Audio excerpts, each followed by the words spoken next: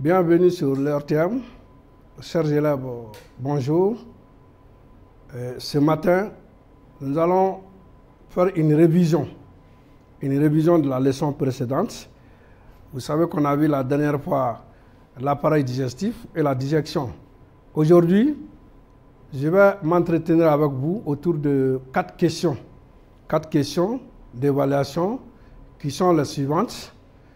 Définir la digestion, définir la déglutition, définir l'absorption intestinale, définir le bol alimentaire. En deuxième question, cite les glandes digestives et les liquides qu'elles sécrètent. 3. Cite les différentes étapes de la digestion. Et en 4, on vous demande de faire le croquis annoté de l'appareil digestif de l'homme. Alors, qu'est-ce qu'on vous demande ici? Dans la première question, on vous demande de définir. Vous savez ce que c'est que la définition. On vous demande de définir la digestion. Alors, qu'est-ce que c'est que la digestion? Nous avons vu l'autre jour, la fois dernière, que lorsque nous mangeons, par exemple, du thon, ou bien nous mangeons du riz, qu'est-ce qui se passe? Ce riz est transformé par l'appareil digestif.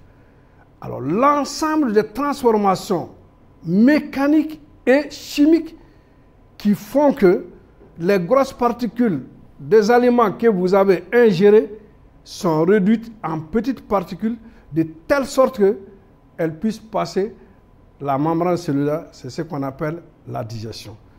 Donc, la digestion, c'est une réduction de la molécule, une réduction moléculaire.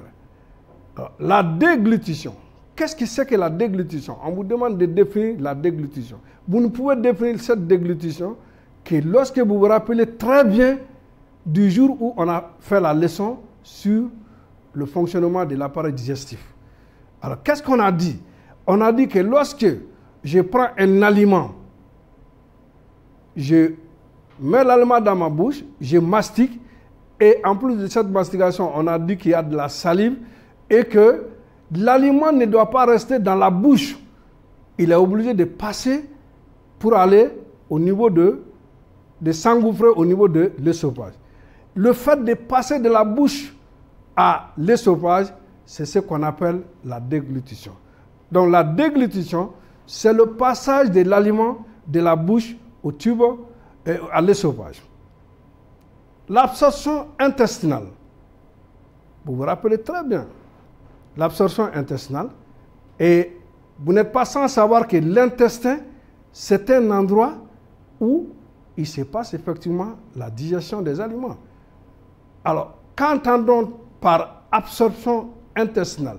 L'absorption intestinale n'est autre chose qu'après la digestion des aliments, les aliments étant digérés, les aliments étant réduits en éléments nutritifs, en ce qu'on appelle les nutriments, lorsque les nutriments la traversent la paroi interne de l'intestin pour se retrouver dans le tissu, c'est ce qu'on appelle l'absorption intestinale.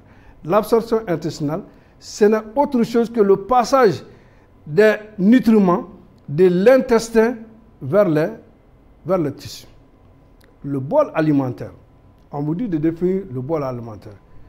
Le bol alimentaire, on a dit, on vient de le dire tout de suite, que les aliments sont broyés au niveau de la bouche. Et après ça, les aliments sont réduits en une bouillie. Et c'est cette bouillie-là, pâteuse, qu'on appelle le bol alimentaire. Donc le bol alimentaire n'est autre chose que le produit de la digestion au niveau de la bouche. En deuxième question, on vous dit de citer les glandes digestives et les liquides qu'elles produisent. On n'a pas dit de faire des commentaires, chers élèves. Notez ces questions-là attentivement. On vous dit citer. Quand on vous dit de citer, vous citez seulement. Alors dans ça, lorsqu'on a fait l'étude de l'appareil digestif, et chacun de vous se rappelle très bien qu'on a dit que l'appareil digestif comprenait le tube digestif et ensuite qu'il comprenait les glandes annexes ou les glandes digestives. Alors on vous demande aujourd'hui de citer ces glandes-là et à chaque glande de mettre le liquide correspondant. Première glande. Les premières glandes ce sont les glandes salivaires. Les glandes salivaires sont au niveau de la bouche. Et quel est le produit de sécrétion de ces glandes-là? C'est la salive.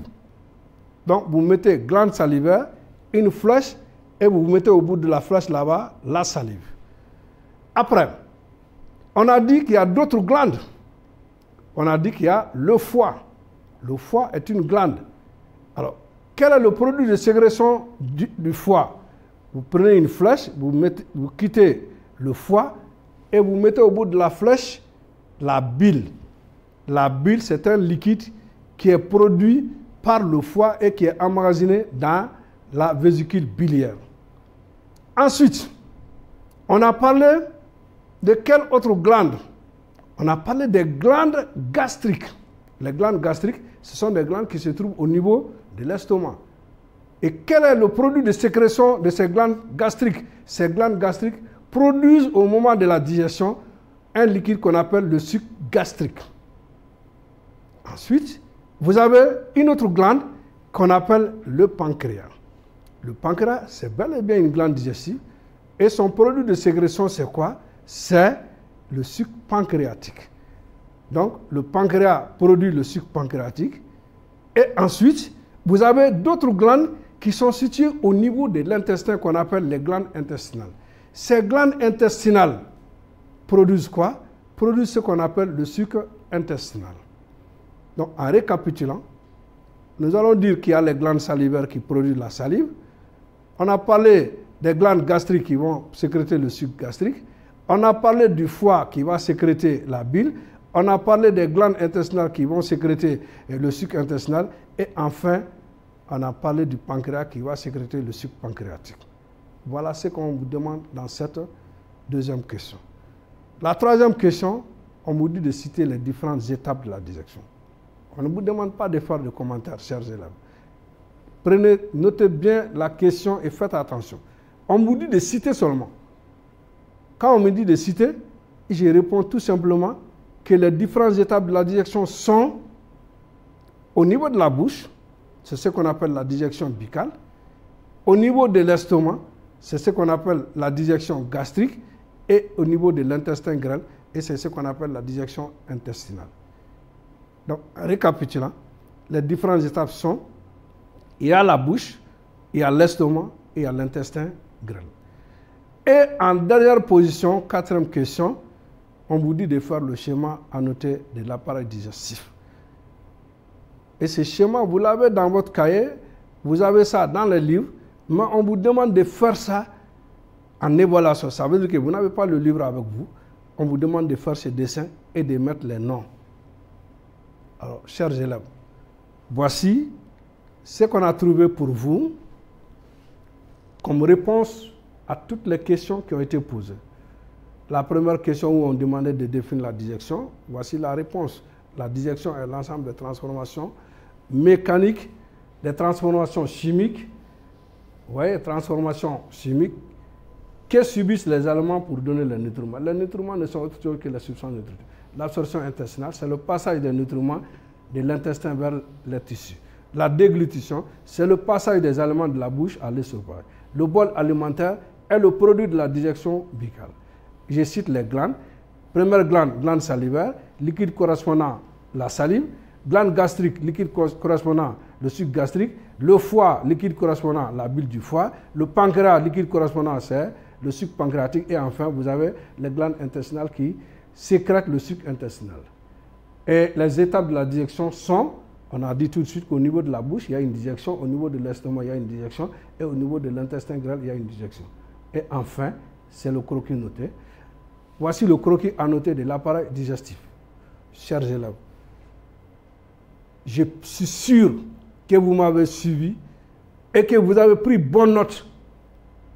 Et que si demain, en vous posant ces questions, vous serez en mesure de répondre.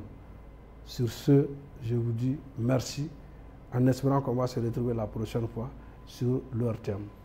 Merci.